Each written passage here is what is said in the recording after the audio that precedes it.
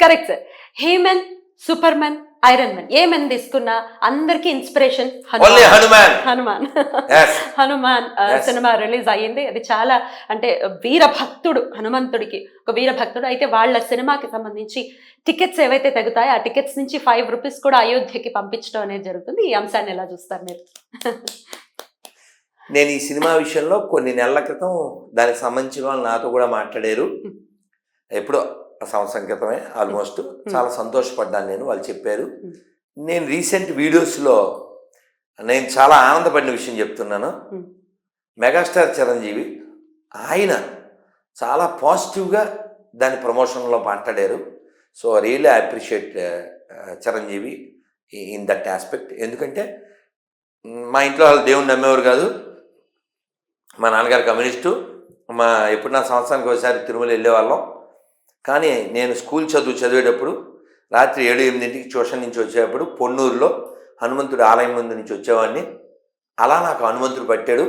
ఒక్క మాట నాకు బాగా అట్రాక్ట్ అయ్యాను. చిరంజీవి చెప్పింది, మిమ్మల్ని మీరు హనుమంతుడికి ఇచ్చేసుకోండి, నేను అలా ఇచ్చేసుకుని ఈ పొజిషన్కి వచ్చాను అన్నాడు. అమేజింగ్. నేను ఫిదా అయిపోయాను. I salute. అది కాబట్టి హనుమంతుడి విషయం, ఎందుకంటే మేము మధ్యాహ్నం కూడా మాట్లాడుకున్నాం. హనుమంతుడు బెస్ట్ మేనేజర్.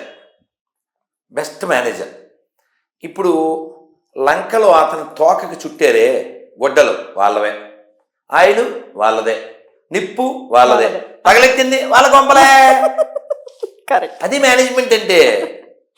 ఇప్పుడు బాలకృష్ణ డైలాగ్ మనం వాడుతుంటాం కదా, రే మీ ఇంటికి వచ్చా, మీ వీధికి వచ్చా, మీ సందుకు వచ్చా అని.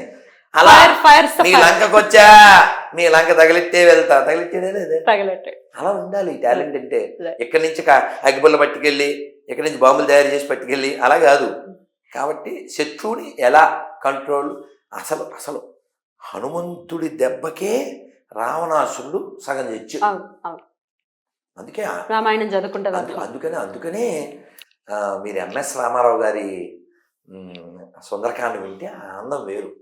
శ్రీ హనుమాను గురుదేవు చరణములు ఇహపర సాధక శరణములు, బుద్ధిహీనతను కలిగిన తనువులు బుద్భుదములని తెలుపు సత్యములు, శ్రీ హనుమాను గురుదేవు చరణములు ఇహపర సాధక శరణములు.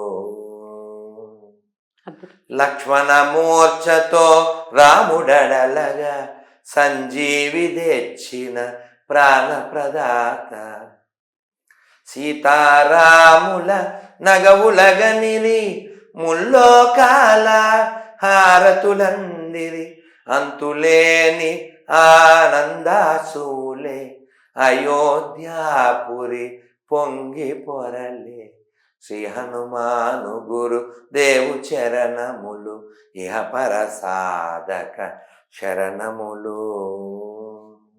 అద్భుతం sir. Sir you belong to ISKCON. అమ్మా షార్ట్గా చెప్తాను, చెప్పండి. నేను ఒక మంచి కుటుంబంలో జన్మించాను. మా నాన్నగారు వ్యవసాయం చేసేవారు, అందరికీ సాయం చేసేవారు. రోజు ఖచ్చితంగా పూజ చేసుకునేవారు. ఆ పూజ చేసుకునేటప్పుడు మౌనంగా ఉండేవారు. మమ్మల్ని పూలు కోయమని సైగ చేసేవారు. పూలు కోయాలి కాబట్టి స్నానం చేసి పూలు కోసేవాళ్ళం. నాన్న పక్కన కూర్చొని పూజ చేసేవాళ్ళం. ఇలా పెరిగిన వాళ్ళం. తర్వాత 14-13 ఏళ్ల వయసులో ఆర్ఎస్ఎస్లో స్వయం సేవకుగా ఉన్నాను. తర్వాత ఆర్ఎస్ఎస్లో ప్రచారకుగా వెళ్ళాను. తర్వాత 92లో నేను కరసేవకు వెళ్ళాను. తర్వాత ప్రభుపాదులు వారి పుస్తకం, ఇస్కాన్ సంస్థాపకాచార్యులు వారి పుస్తకం అంటే చాలా చదివేశాం. అందులో ఫస్ట్ బుక్ ఆఫ్ ప్రభుపాద్ నాకు ఆత్మ సాక్షాత్కార శాస్త్రం. One of my classmate now who is working in city only Hyderabad, వాడు నాకు ఆ పుస్తకం ఇస్తే ఆ పుస్తకం నేను చదివి నా మస్తకం మారి, ఓ జీవితం ఏదో అలా గడిపేయకూడదు, భక్తి పొందాలి, కృష్ణ చైతన్యాన్ని పొందడమే మానవ జీవితానికి లక్ష్యం. నిత్యసిద్ధ కృష్ణ ప్రేమ సాధ్య కబూనాయ్, శ్రవణాది శుద్ధ చిత్త కరయోదయ్, the dormant love of Godhead is there in everyone's heart. దానికోసమే మనం జీవించాలి అనేటువంటి జ్ఞానం కలిగి ఈ భక్తి మార్గంలోకి, ఇస్కాన్లోకి నేను 97లో జాయిన్ అయ్యి 2004 వరకు ఇస్కాన్ తిరుపతిలోనే ఉండి, తర్వాత నా ఇచ్చ చేత నేను బయటకు వచ్చి నేను తీర్థయాత్ర చేస్తూ ఇప్పుడు ఇలాగా గొర్రెల మీద దండయాత్ర చేస్తూ ఇలా స్వతంత్రంగా ఉండనిస్తుందా ఇస్కాన్? ఇస్కాన్ అలా చాలా లేదండి. మీకేం చెప్పాడు కృష్ణుడు? ఏం చెప్పాడు? యథేచ్ఛసి Yeah. తథాకు. Obvious. కాబట్టి Okay. నేను ఆ సాంప్రదాయాన్ని పాటిస్తాను. I'm not in ISKCON. You're not in ISKCON, right sir. కష్టాలు తీరిపోవాలి, మాకు ఈ కష్టాలు వద్దు, అష్ట కష్టాలు పడుతున్నాము, రకరకాల బాధలు పడుతున్నాం అనే వారికి ఏదైనా రెమెడీ చెప్పండి sir. You are in wrong place and you are expecting something. You are in wrong place అంటే ఏంటి సార్? అంటే ఈ లోకాన్ని కృష్ణ భగవాన్ ఏమని చెప్పాడు? దుఃఖాలయం దుఃఖాలయం. అశాశ్వతం, అసుఖం, అనిత్యం లోకం. ఈ ప్రపంచంలో దుఃఖమే ఉంటుంది. దుఃఖమే ఉంటుంది. దుఃఖాలయంలోకి వచ్చి దుఃఖం వద్దంటే మరి పొరలైన మాట. దుఃఖం ఉంటుంది. నువ్వు నువ్వు ఆసుపత్రిలో ఉండి సిరంజి వాసన రాకూడదు, అంటే ఇంజక్షన్ వాసన రాకూడదు అంటే ఎలా ఉంటుంది? Correct. ఆ స్మెల్ వస్తుంది. బాత్రూంలో స్మెల్ బాత్రూంలో వస్తుంది. నువ్వు నఫ్తాలిని వంటలు వాడచ్చు, లేకపోతే ఇంకోటి ఏదైనా వాడచ్చు.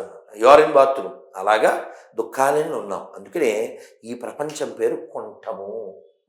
మనం వెళ్ళవలసిన స్థలం వైకుంఠము.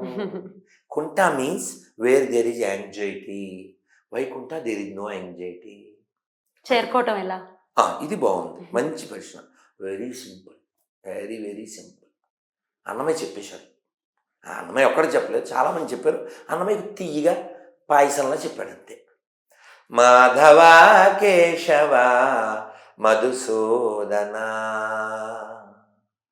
మాధవ కేశవ మధుసూదన, విష్ణు శ్రీధర పదనకం చింతయామి యూయం.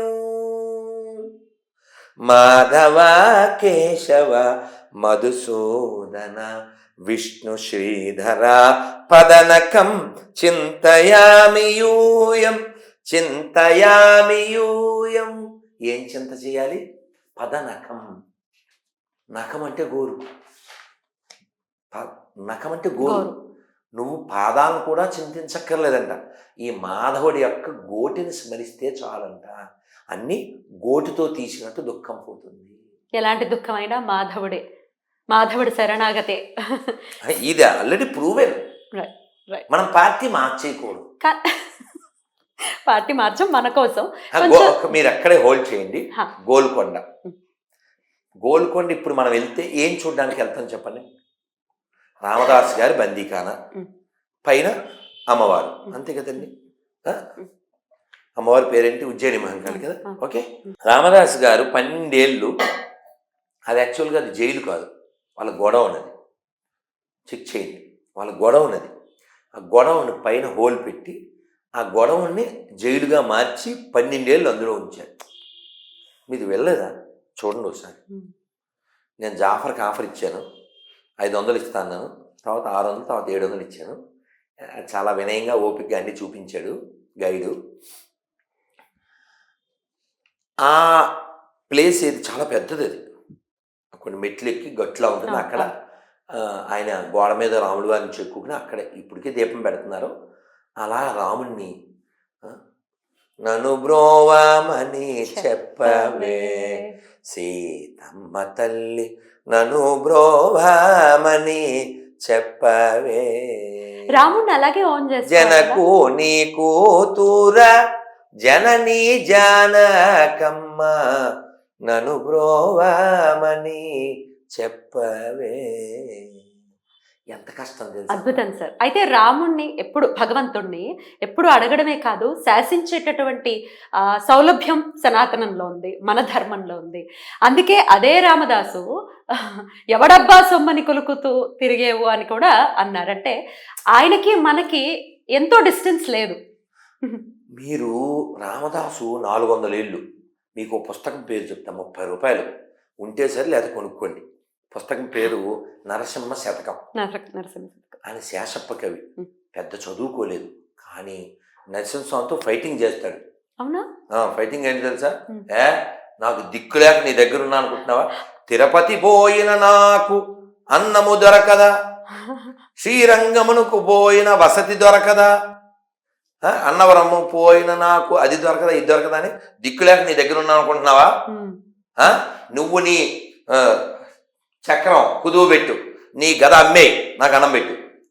ఇది కదా కావాలి. అంటే అసలు ఆ డిమాండ్ ఏంటంటే ఎగ్జాక్ట్లీ భగవంతుడితో అలా కదా ఉండాలి. ఎప్పుడు అడుక్కుంటే ఎందుకు ఉండాలి? అసలు మన దాంట్లో బెగ్గింగ్ సిస్టమ్ లేదు. లేదు. నాకు ఇది చేయి, నాకు అది చేయి, నాకు ఇది చేయి, నాకు అది చేయి, అది కాదు కదా. ఎలా అడగాలి భగవంతుడు? అసలు అడగకూడదు. అడగకూడదు. దీనికి మీకు నేను మంచి ఉదాహరణ భాగవతం నుంచి ఇస్తా. చెప్పండి. పృథు మహారాజు, షార్ట్గా చెప్పేస్తాను. పృథు మహారాజు యజ్ఞం చేస్తున్నారు. ఎన్నోది? 100వది. 100 యజ్ఞాలు చేస్తే ఏమవుతుంది? యాగం కాదు కాదు, సీటు కదులుద్ది. ఎవరిది? ఇంద్రుడిది. ఇంద్రుడికి మరో పేరు శక్ర. శక్ర షార్ట్ కట్ నేమ్. శతక్రతు. శత అంటే 100. తక్కరం శక్రస్య దుర్లభం అంటారు. తక్కరం అంటే మజ్జిగ.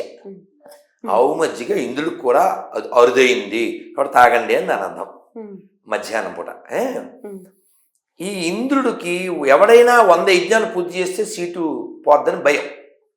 ఆయన 100 యజ్ఞం చేస్తున్నాడు.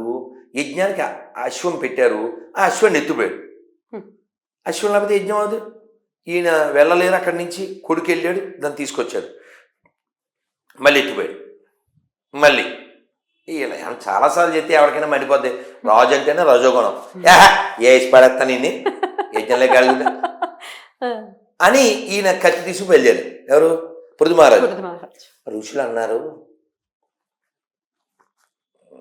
స్వామి రాజా, ఇప్పుడు ఈ యజ్ఞం మీరు ఎందుకు చేస్తున్నారు? ఎందుకంటే 99 అని రౌండ్ ఫిగర్ వద్దని చేస్తున్నాను అన్నాడు. ఎలాంటి కామ్యం లేదు. వాళ్ళు అడిగారు, అంటే సీట్ కోసం కాదా? అదే అన్నాడు. అనవసరంగా భుజాలు నడు వేసుకున్నాడు ఆయన, అతను ఇంద్రుడు. అందుకని వీళ్ళు అన్నారు, అక్కడ ఏదో రాసి పెట్టారు. సాతూరు గోపాలకృష్ణమాచార్యులు వారు బాగా చెప్తారు. వాళ్ళు ఏమో రూల్ రాసి పెట్టారు, ఎవడు 100 అయితే వాడిని సీట్లో కూర్చోబెడతారు. అతను కంగారు పడుతున్నాడు, అందుకని మీరు ఆపేయచ్చు కదండి అని. అలానా? ఇప్పుడు మానేద్దాంలే అన్నాడు. యజ్ఞం సగంలో ఆపేశారు. ఏమంటే ఎప్పుడైనా పూర్తయిన యజ్ఞంలోంచి కదా భగవంతుడు సంతోషపడేది. కానీ ఆ యజ్ఞకుండంలోంచి యజ్ఞ పురుషుడు భగవంతుడు వచ్చాడు. విష్ణువు కదా, యజ్ఞో వై విష్ణువు కదా. అసలు పూర్తి అవని పూర్ణాహుతి కాని యజ్ఞంలోంచి భగవంతుడు విష్ణువు వచ్చి I'm very much pleased with you అన్నాడు. అదేది సగం యజ్ఞం చేస్తే ప్లీజ్ అవుతాడు ఎవరన్నా? ఎందుకు స్వామి అని అడిగారు. ఒక్క మాట పెద్దోళ్ళు చెప్తే విన్నావు కదా, అందుకు ఆనందపడు. మీరు గమనించాలి, రామాయణం చదివిన భాగవతం చదివిన పెద్దలు ఇలా చెప్పాను అంటారంటే, రాముడు కానీ కృష్ణుడు కానీ ఐ థింక్ ఇలాంటి వాటిని మాట్లాడరు. పెద్దోళ్ళకి అంత రెస్పెక్ట్ ఇస్తారు.